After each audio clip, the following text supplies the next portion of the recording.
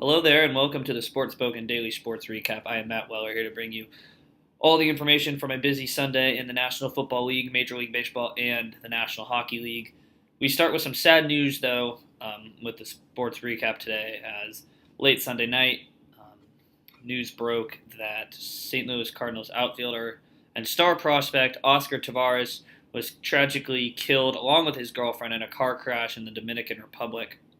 The news was confirmed by ESPN's Buster Olney and Jeff Passan via Tavares' agent. Tavares has indeed passed away. He was rated the third best prospect in baseball by MLB.com and Baseball America to start last season. It was his first season in the major leagues. He hit .239 with 3 home runs and 22 RBIs in 80 games. He also had a notable postseason home run against Gene Machi in the playoffs. He'd become really one of the better bats off the bench for the St. Louis Cardinals. Was a huge advantage for Mike Matheny. Cardinals general manager John Mozeliak released a statement today that said, "I simply can't believe it. I first met Oscar when he was 16 years old and will forever remember him as a wonderful young man who is a gifted athlete with an infectious love for life who lived every day to the fullest." Obviously, a tragic accident. Tavares was reportedly driving his 2014 Chevrolet Camaro at the time of the crash on a highway between the beaches of Susa and Cabaret in Puerto Plata, about 215 miles north of the capital of Santo Domingo, the capital of the Dominican Republic. I've seen the picture. It is quite obvious the crash was rough, I guess. Not pretty. His little red Camaro is very badly beaten up, and obviously him and his girlfriend have passed away. National Police spokesperson Jacobo Mateo Maquette said he was told by the mayor of Susa that Tavares lost control of his vehicle and went off the road. It's tragic. Tavares was going to. This is a guy that we had been talking about. We in the media and baseball fans have been talking about seeing this guy play for 20 years in the major leagues. He's regarded as one of the best. Obviously, MLB.com and Baseball America, like I said, ranked him third as the third best prospect in baseball. This guy was a guy that was going to be the cornerstone of the Cardinals for a long time. Eerily similar to the Nick Adenhart situation, I believe was 2007, when Adenhart was tragically killed in a car crash the night of his first start in Anaheim. Devastating news for the Cardinals. Our thoughts and prayers are with the Tavares family and the entire St. Louis Cardinals organization.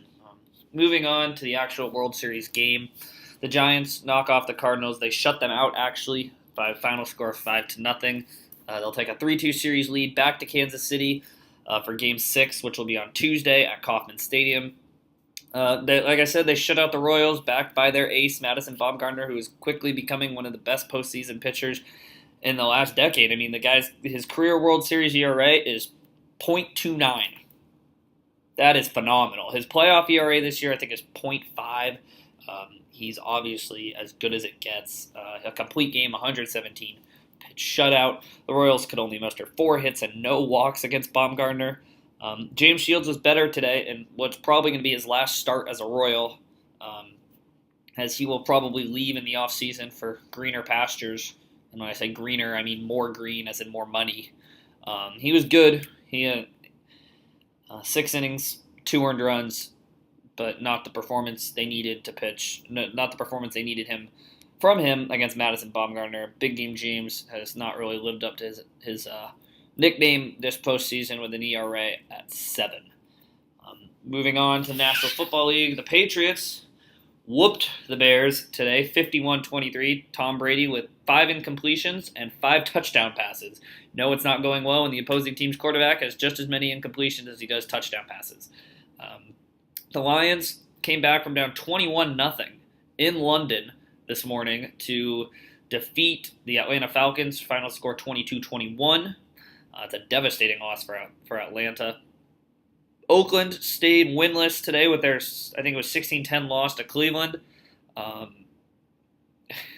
Matt Schaub comes in his first pass with The Raiders is a pick six, so good to see things haven't changed there for Matt Schaub.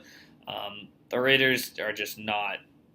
They just don't have the talent right now. So not surprising that the Raiders stayed winless, losing their seventh straight game. Ben Roethlisberger is now fifth all time.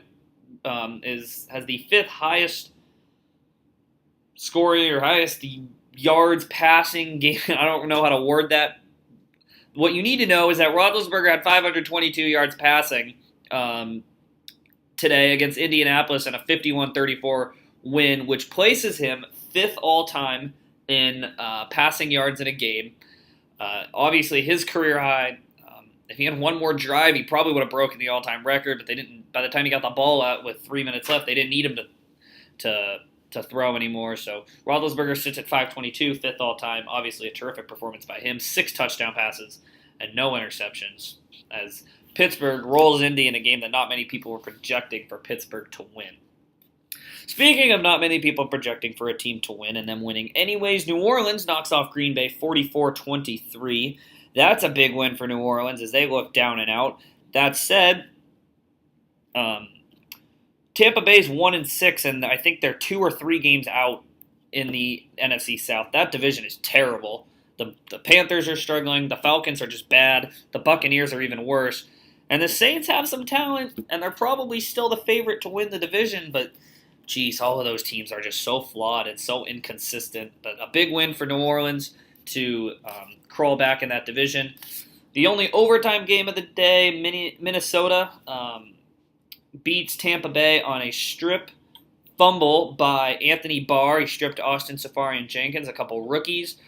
Barr picked up the fumble and ran it back about 30 yards for the game-winning touchdown on the first play from scrimmage of overtime. Minnesota wins that one. Another tough loss for Tampa Bay. 2 of the best teams in the NFC, Philadelphia and Arizona, squared off today. Arizona pulls that one out 24-20. Really impressive game for Arizona. They really did a good job shutting down Philadelphia's offense, albeit Darren Sproles was inactive with injury. But Arizona still only 1 loss on the season. They have a 2-game lead over Seattle, who is now 4-3 on the season, as they beat Carolina 13-9, a game they probably should have lost. Touchdown pass from Russell Wilson to Luke Wilson with just over half a minute to play. Both teams were over 3 in the red zone in terms of touchdowns. This game was dominated by field goals. The only touchdown was scored less than a minute to play. Steven Hauschka, 2 for 2 on the day. Graham Gano, 3 for 3. But unfortunately for Carolina, Seattle got the ball in the end zone. They win that one 13-9. Moving on to the NHL, the Ducks lost tonight for the first time in 8 games. It's just their second loss of the season. They dropped to the Sharks at home, 4-1. They are now 7-2 on the season. The Kings beat Columbus 5-2. Another tough injury for Columbus as they lose Nick Foligno. It was what looks like a concussion. He was being ridden along the boards by Jeff Carter, had his head hit the referee. Laid on the ice for a while, was stretchered off, but was treated at the facility at Staples Center. Looks like he will be okay. He was moving all his arms, legs, his extremities, I should say. And looks like he'll be okay, but will probably miss some time after they lost Cam Atkinson 2 nights ago when his just above his eye got so lucky that just above his eye was cut. Now his actual eye was cut by the skate blade of a falling Ryan Kessler. But it looks like Cam Atkinson will be okay, just a little uglier for it. But Atkinson and Foligno now suffering back-to-back injuries, where they're already dealing with Boone Jenner out of the lineup, and obviously Nathan Horton and Brandon Dubinsky. So Columbus just can't catch a break with the injury bug right now. They're a very talented team, though. They could have easily knocked off Anaheim the other night. Then Tyler Seguin still leads the NHL with 13 points. He has a 1-point lead over Sidney Crosby, Ryan Getzlaf, and Corey Perry, who all have 12. Corey Perry did not score for the first time in a long time tonight, so he has 9 goals in 9 games now, bringing his pace down to 82 points. Or 82 goals is his pace right now. Not that he's going to get that, but wouldn't that be cool? Anyway, Anaheim and Montreal are now tied for the atop the NHL, 14 points. Anaheim does have one more game played than Montreal, but a significantly better goals against average or goal differential. They lead the NHL with a plus 11 goal differential. Montreal sitting at plus 3. Either way, 14 points for both of them, leading their respective conferences. That will do it for today's Sports Spoken Daily Sports Minute. Thank you for joining me. Remember to check out www.sportspoken.com to read more of all of our articles. We have some bold NHL predictions that have gone up and some articles on concussions in sports and ranking the best playoffs. So follow us on Twitter at SportsSpoken, and remember to subscribe on YouTube to interact with us. Thank you for watching and have a great day.